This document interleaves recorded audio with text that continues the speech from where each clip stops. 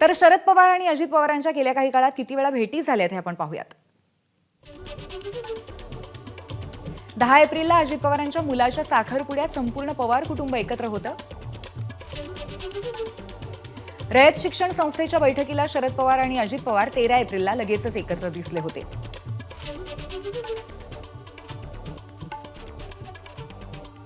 नंतर 21 एप्रिलला Vasantdada sugar institute कार्यक्रमातही दोघं जण एकत्र होते आणि दोघांमध्ये बैठक झाल्याची चर्चा होती।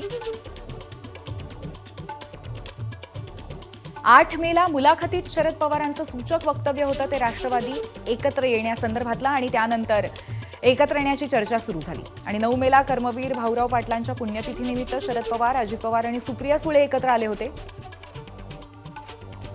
याच कार्यक्रमामध्ये अजित पवार, सुप्रिया सुळे यांच्यात अनेक दिवसांनंतर हास्य विनोद होताना सुद्धा पाहायला मिळाला। 12 मेला मुंबई सहकार विभागाच्या कार्यक्रमात शरद पवार, अजित पवार आणि मुख्यमंत्री फडणवीस सुद्धा एकत्र एका मंचावरती दिसले।